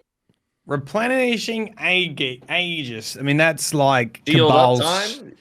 Yeah, that's Kabir's shield in the Vault of Glass, Aegis. So Marlon, you could know, you show the people? Yeah, Aegis Oh, you is wanna just say another it? word for shield. Yeah. So. copy that. If you are watching the show at all, you can see it on your screen right now. There's the base. Look at that. Beautiful. Yeah, How about that? That looked good. I'm excited for the season 20 armor and weapons and the whole look of stuff because the queen stuff normally looks really, stuff is- really good. Yeah, Yeah. yeah. I mean, this is even like crystal. It's like the Dreaming City crystal shader on the Yeah. blade itself. And I'm a sucker for And- fur, and the queen stuff always has like that fur on it. It usually Oh, does, yeah. yeah. Yeah, I'm putting that on. Even the Vanguard orange is looking spicy. It is looking good. Oh, but the But look at that snake. green. Yeah, Look the at that Gambit one is the best, though. The Gambit one is the know. best. And it's green for Strand, you know, you'll be fitting your fit. Right? I ain't getting that. Yeah, kind of true. It will fit the fit. Yeah, you're right. Will fit. Green. Damn it. Fuck you. I'll just put a green shader on the base one. It's not going to change the blade color, probably. Blade might remain the same color. The blade remains. Next controversial topic. no. Boosted. Oh, that was Oh. controversial. Yeah, I see. a lot I've of been takes too on busy that. gaming to be reading people's thoughts. I know what you're like. You're out of the loop now because you're I'm out of the enjoying. loop. People just come you've and been they're en- like, "Is that an umbrella?" How That's dare cool." you enjoy yourself? How dare you play other games and have a good time, Watts? I won't have it. Yeah, all I get is how does crafting work? Wow, is character created that good? She has the same hair as you, and the umbrella's pretty cool. That's it. That's all I've heard for like the past. How does week. crafting work in Oh, it's great. what's it called? What's I it should called? put out a video about it. What's Wild that game you Hearts. play? Wild Hearts. Wild. Wild Hearts. Having so much fun. Good. Oh, Sayonara. what's it like? Having fun. What's it like having fun gaming, huh? Tell me. Oh, it's so good. I never had so many new followers in my life. Really? She's Yeah. swimming in followers. Truth be told, Huge. I see her on my, Twitch, the channels I follow, and I see her pulling in crazy numbers, and I'm like, she ain't playing Destiny. How's she getting those numbers? That doesn't happen to me. Where are my viewers? to get on Not WoW. Monsanto. Mhm. Yeah, so character boost. Boosts. Yep. It's funny. Paid I boosts, saw correct? there are paid boosts, yeah. Yep. Yeah. Doesn't say how much, but it does say we're changing how paid character boosts work, which implies that Mhm. these character boosts they've listed are paid for. Both. And essentially one of them allows you to skip the campaign on your second and third characters, as well as giving you power Right. level gear. I'm You gonna have pay to for that. play the content first, though, just to be clear. You have to play the content first. You have to complete the content first. But if you want to skip it on a second or third character, you can do that. You have to reach the soft cap and complete the campaign. Yeah. I don't I hate don't know it. why this is. I don't know why this is monetized. I just don't. That's the problem, right? The problem is that people have been asking for like not having to do the campaign on their second and third characters, especially when it comes to getting things like Stasis and Strand, and the response is to monetize that option. So I get why people are upset about it, for sure. I get Like it. it's not gonna impact me. I'm gonna play it on all three characters. I'm gonna make some Strand builds. I'm gonna enjoy probably it gonna pay anyway. for It's it. probably gonna be a fantastic campaign. I don't know why they just didn't let that slide as like, hey, once you complete it, you don't have to complete it again. Like you just, if you want to skip the campaign on your second and third characters, it just feels a bit. I'm a Feels a bit little. meh. Like I'm not super angry about it, but it's like I don't know. I don't know Yeah, why. I agree. I don't have strong feelings, but I kind of fall along the other side of it. Again, not strong feelings, but I still don't have the Assassin's Cowl exotic for the Hunter. Why? Because I played through the Shadowkeep story on my Warlock, and then I did it again on my Titan. And after that, I felt like I had experienced it. I had enjoyed it, but for me, Destiny comes alive after that. Like I do enjoy the campaigns. Yeah. But it's everything that comes after that keeps me coming back. It's the end game grind. So pardon me. So for me, I'm kind of like, you know what? Yeah, maybe for one of my characters. I'll play through it on my Warlock first because I'm a Warlock main, then I'll go on my Hunter or my Titan, and then maybe I'll pay for the third one because I want to have it completed and unlock all the stuff that's gate kept after that on my final character. And to me, will it be worth it? Yeah, probably it will be worth it unless they put a really ridiculous price tag on it, which I don't think they're dumb enough to do. But to me, this doesn't shake me up too much. I'm not upset about it. Will I buy it? I very well may. Yeah. Look, I'm in the same boat too. I just think. Yeah. Bungie in the past talk about like just good faith, and they, when they did that big interview talking about how they recovered from Destiny 2, and like they sort of just basically build good faith with the community as like one of their number one objectives. I feel like this falls under that thing where it's like didn't need to be monetized. It just could have been like, hey, this is a feature you've been asking for. I'm not going to charge you to like skip a campaign you've already played. That's all my thoughts on it, really. Even just have Strand unlocked, right? Just have Strand unlocked for the other characters. Like, Yeah. You don't have any of the stuff from the campaign or the high level gear or whatever. Just you have Strand on your other characters when you do it once. Yeah. I think people would be happy. You know what I with it. find? I love the irony in thinking about this concept because it's like you pay to play the game, but you Yeah. also pay to not play the game. Yeah, Yeah, that's true. I totally get all the criticism. I 100% understand it. Yeah. I'm not, so I don't sweep it under the rug. I don't say you're wrong. Everyone Yeah. feels the way they feel on these things, and Yeah. sometimes there's no right answer. It just is what it is, and you feel the way you feel. Yeah. To me, this But is yeah, probably much. just a top-down thing from the people higher up who are like, "Hey, monetize something else? You know, is this something we can monetize? And they're like, begrudgingly, yeah, I guess we could probably do that, and they implement it, right? Money the people and who time probably have implement different it values for different and people. mix. Yeah, And apparently it's a pretty like standard thing within MMOs, from what I've been told. I don't This play isn't new. WoW or Final Fantasy, but apparently campaign skips for monies is pretty standard. So yeah, Standard and it's game. not that you're trying to not play the game.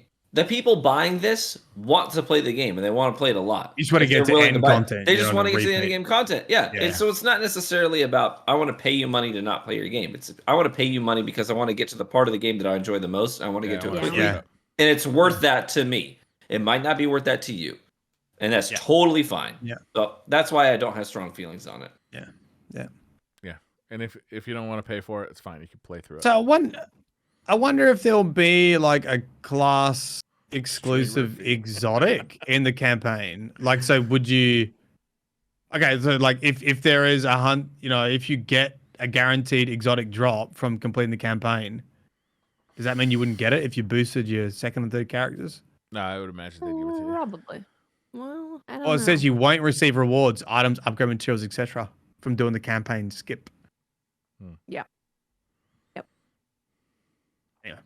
You just We already have it. you don't This have is like not the if it- warlock exotic or the Yeah, titan but exotic. not if how it's often like- is there like a different exotic for the different classes? Every It's I mean, been which there. queen there was. Yeah, it's pretty standard. Mm. I think Lightfall had one too. Yeah, Lightfall did. Is that it? Then it's just like patch notes or player support downtime. It's all Downtime. boring Gonna- stuff after What are that. you guys gonna do the one day off? Actually, what you're not even playing Destiny anymore anyway. It doesn't matter. That's a good question. What do games you gonna play your day off? When you're not playing Destiny, what are you playing these days? Boss, we already know what you're playing. Yeah. What about you, I'm Brian? gonna What do are a you playing these playthrough. days? I'm gonna do a I've been- playthrough of Dead Space. I haven't played Dead there Space you Oh, go. yet. nice. The new Very one? nice. Nice. I've heard Yeah. it's fantastic. Yeah, or the I would like to the play that remake. too. Yeah. Yeah, I've Yeah. only heard good things. Yeah. Yeah. I've been watching the Yeah. Capcom Cup, which is Street Fighter V Yeah. Championship that's been going on for a week, 8 hours a day. I've been just like having it on in the background and like watching the matches I'm interested in and playing Half Street awake, Fighter at the half same drunk, time. just enjoying it. Yeah, it's just been fun. It's like having like a football game on for 8 hours a day. You know, it's like it's that kind of energy. It's This so is fun. a W, man. Yeah. Yeah, it goes on for a week. It started Sunday. It ends this coming Sunday, and it just Do you gets have more any interesting favorites? as it goes. IDOM is one of my favorites. Punk just got pushed out. He just lost in the pools. I don't know. There's a few guys. Chris CCH. I think I'm not sure. He might get eliminated tonight. I'm not sure. I'll have to watch tonight while I'm editing the podcast. But yeah. Mm. It's So that's been what fun. Brian's doing. He's watching fun. people play games. Unbelievable, Brian. Unbelievable. Who would do that? Why would you do that? I've been playing. I love survival games. They're my Yeah. guilty pleasure when I'm Yeah. not streaming or making content. I just get lost in them. So Sons of the Forest comes out next week, which I'm Oh. so excited about. Oh, I've heard yeah, good things Oh, about Jasmine. that. Yeah, that's a the fo- sequel to The Forest, isn't it? Yeah, the Forest was phenomenal for being low budget, and small team. That's creepy So as very hell. excited about that. Oh yeah, I love it. What date? What date? Pardon me. I don't remember off the top of my head. Is it 23rd, maybe? But Okay. but in the meantime, while I'm waiting on it, there's a game on Game Pass called Grounded, which is a survival game, Honey, I Shrunk the Kids style. I am That's hooked. really I've been good playing too. it for months. So I played it back when it was in beta with some buds of mine, and I've been lost in a solo world since the game fully launched, and I can't get enough of it. It's difficult, right? I've heard it's really difficult. I mean, it can be if you don't know what to do, but if Yeah. you play like Soulsborne games, you'll be fine because a lot of the game is really understanding what each combatant brings to the table: their movesets, their tells, how to parry and block their attacks and counterattack well. But I would say if you're used to Soulsborne games, this is going to feel like a step down in terms of difficulty, unless you really crank the difficulty up intentionally. But it's Interesting. like that. So it's a lot more levity to it. It's a much more playful take on that style of combat, but it's Yeah. fun. Yeah, I love the look of it, like the backyard kind of Us. Honey, I Shrunk The- the Kids, like you said. The team that did the Koi Pond spent a year developing it. It's incredible. Yeah. And then you've got like this whole section of the yard that you don't get to until like the end game. That's like a real jungle vibe with like fungus-ridden stumps of in your Honey I Shrunk the Kids. So these stumps are literal mountains, in the skybox. It's just beautiful. I love it. So good. I've heard really good things about Grounded. Yeah, me too. Yeah. For great. It feels like it's such a sleeper game because it didn't seem like it got a lot of attention, but anyone who's ever played it is always like, good game. The community is huge. Like the guys who are covering that game on YouTube right now, like they drop a new video on a guide of some kind and it hits 400,000 views. That's how many people are seeking out that content. It blew me away when I looked up the metrics. No one watches live streams of survival games, really. That's sort of a niche community. The people that watch live streams for survival games is real niche. But guides, tutorials, how I built my base, my end game build, my life leech build, those videos I can't imagine the kind of money these guys are making off those videos. I look at that as a YouTuber, I'm like, I know how many zeros are behind the paycheck on that video. You know what I mean? Survival guys. Yeah. I mean, see, I love like DayZ as a streaming game, but the interaction with like random players is what I think makes it. That's right. Yeah. Watchable in a live environment. Yeah. Yeah. I'm gonna just do a few Twitter questions if we got time. I got time. Blandy McBlanderson says, if you had to compete for $1 million prize against your guardian in one of the following activities, which would you choose? There are 5 listed activities.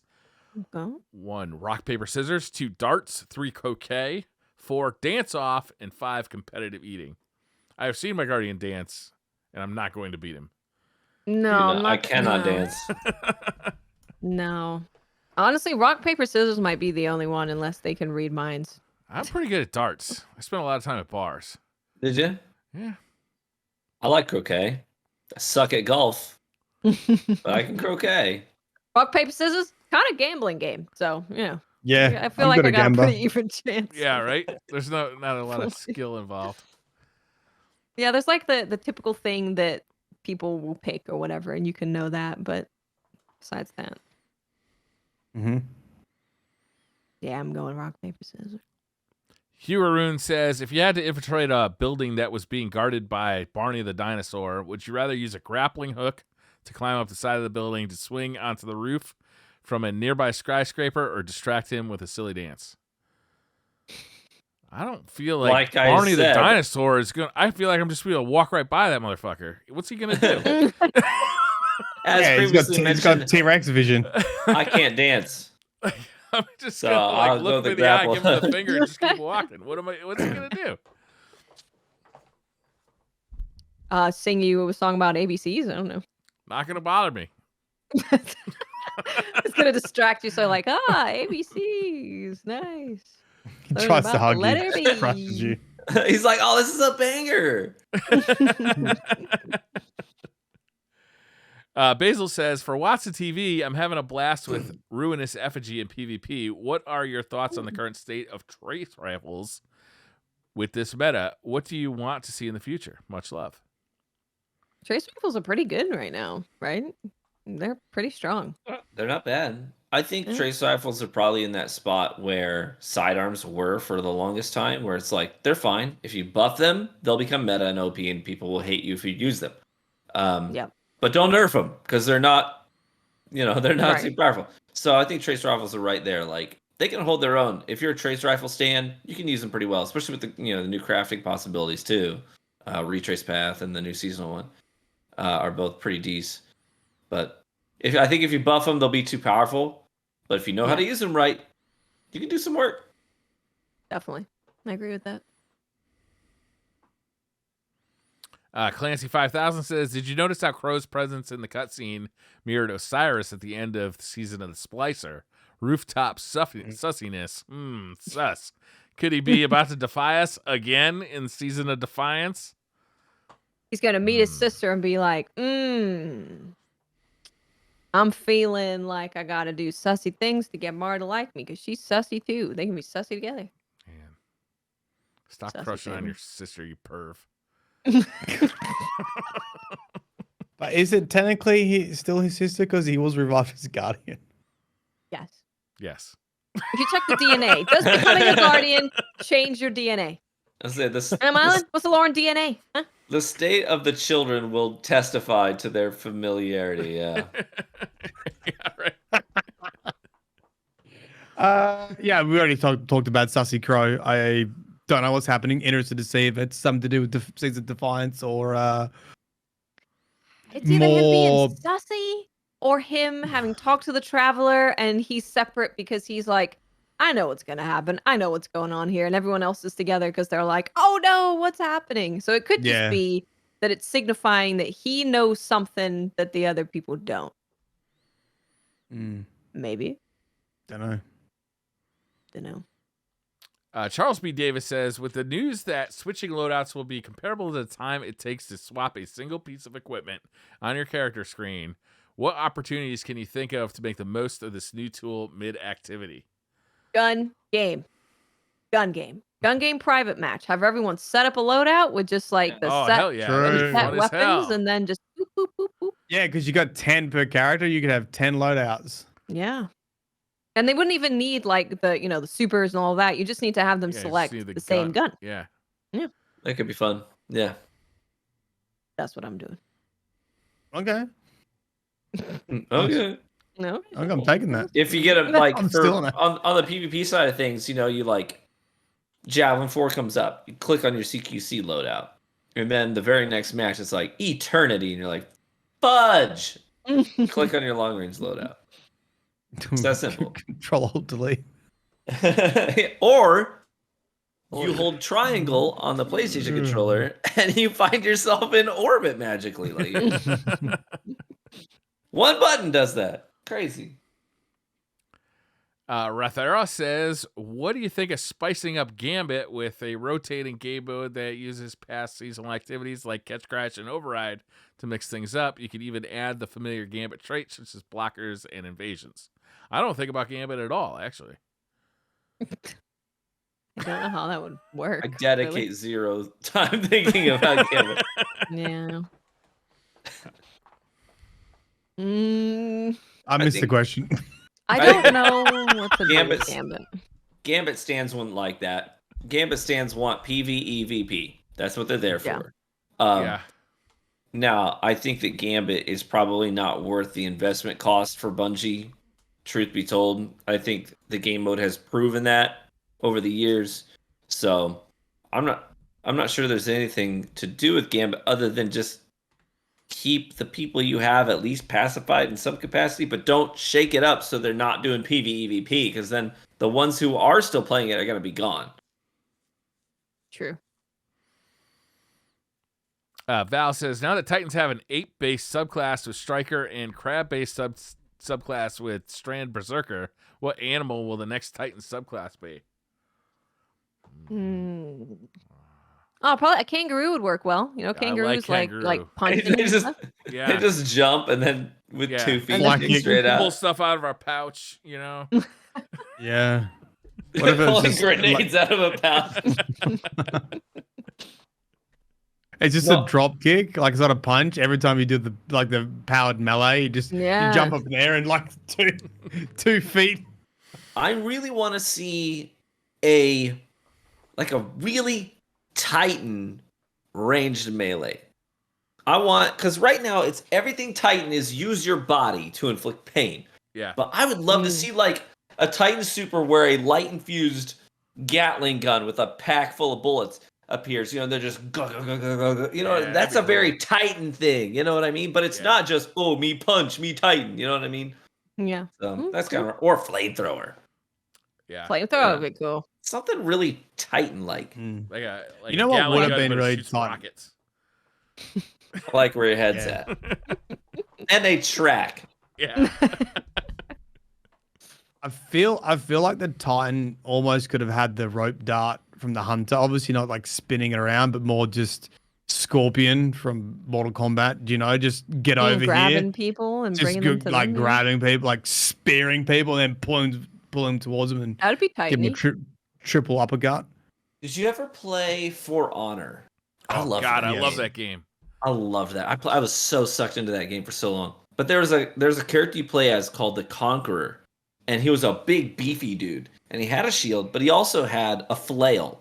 He'd spin the big balls with the spikes on him, and he would swing that thing around.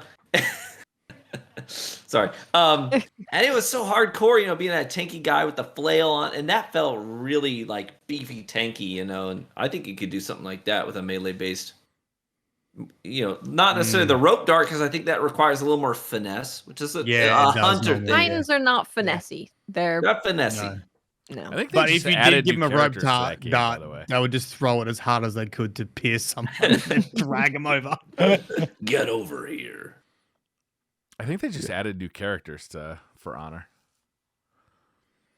I'm surprised that's still going, to be honest. It's got a core community.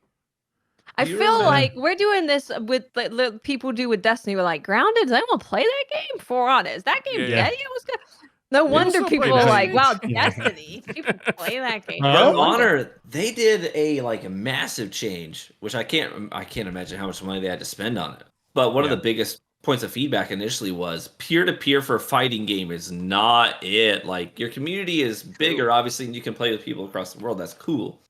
But not having dedicated servers is a real challenge when you have to parry people in real time and read their moves. So they did. They literally overhauled their entire infrastructure and did away with peer-to-peer and did dedicated servers. Really? 100%. Like a year after launch or something like that? Yeah. And it played so good. It really did. I don't think they got enough credit for that, but I thought that game was a banger. Yeah. Yeah. There's so many characters, and they all were fun.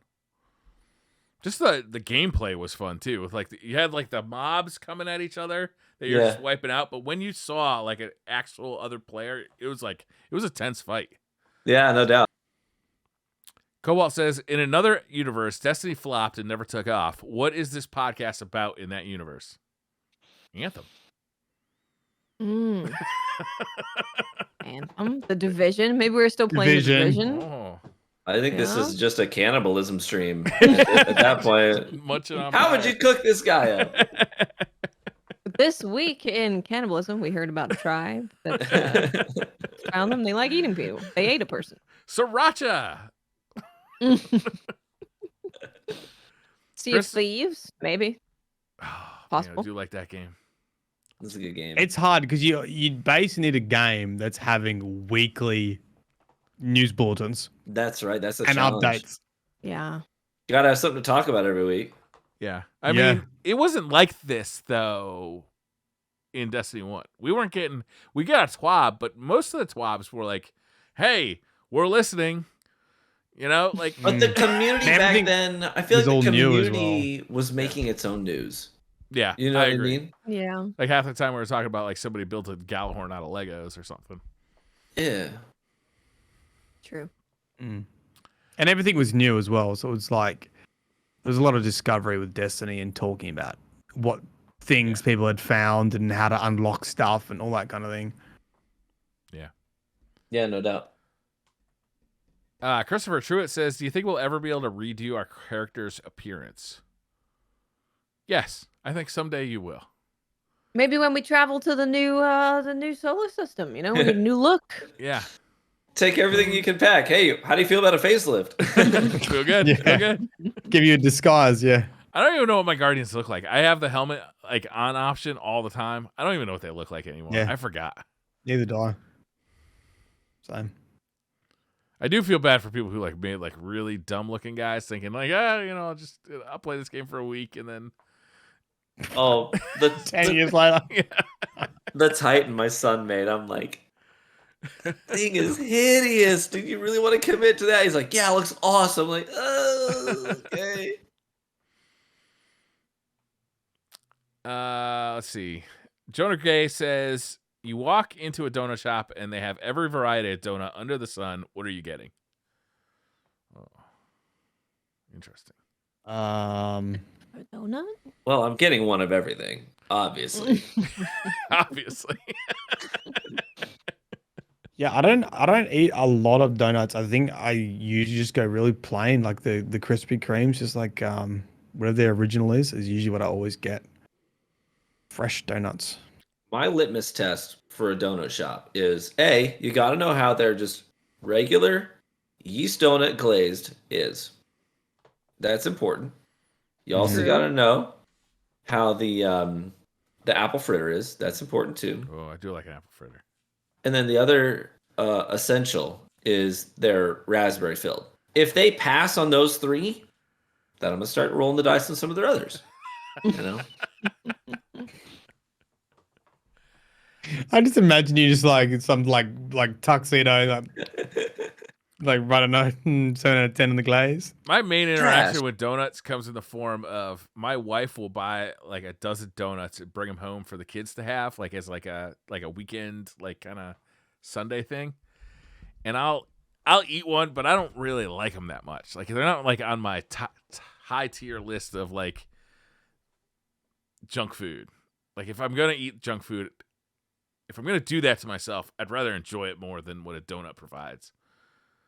I just don't think you've had the right donut. Maybe that could be. Like I never went to a Krispy Kreme because I just like it's a donut. Like Going to a cat Kinda cafe good, though. tomorrow that has a lot of donuts, so I'm maybe sorry, I'll a try cat it. cafe. Have you taken Yeah. to eating cats all of a sudden? No, you pet the cats. You eat Our food. cannibalism has evolved. This is good news for me. They have a bunch of donuts there, so I might give it some donuts a try. I'll let you know. There's some unique ones there. Do you worry about getting the cat hair in your food at a cat cafe? I think if you have cats at home, you probably don't worry about cat hair anymore in general.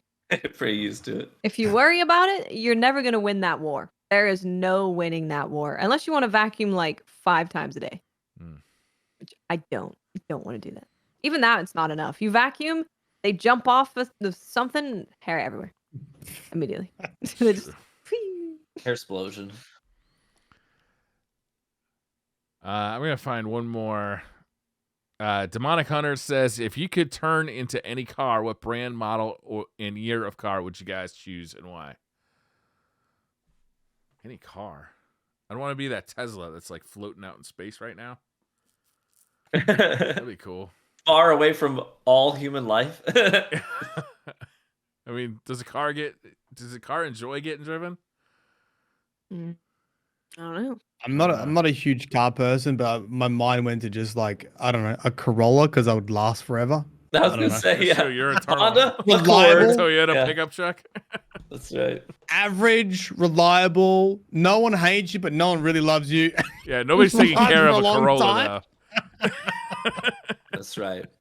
You're That's a not good eating choice. that fresh synthetic oil when you're a Corolla. You're not getting the premium unleaded. No, that's true. Don't need it. But you know, you're not being abused either. Yes, you are. Just being you just daily drive. You are definitely Just- getting abused if Oh, you're really? a Corolla. I just wouldn't want to be a rental car. That's like really the only thing. That's got to be the worst Yeah. life of a car. A rental. All right, I think we should wrap this one up. What do you guys think? Yeah, Yeah, I could go eat some get food. her done. Yeah, Been real. I go for I got some some dinner. I feel like a Grounded donut to play. now. got some Ah. grounded to play. All right, guys. Well, thanks to everybody for watching or listening, whatever you're doing. Thanks for interacting. I don't Thanks know. for What else does listening to Tafti us, usually say at the end of watching podcasts? I don't even know. Thanks, Thanks to the Patreons. Patreons Yeah, and Twitch subscribers. You guys subs, support yeah. the show. You make it happen. Thank you Yeah. very much. yeah. And downloaders, you're cool. You download stuff. That's nice. Yeah. And That's the pretty law cool. will find you. All right, thanks for watching. We'll see you next week. Bye. All right, bye-bye. Bye. Yes. See ya.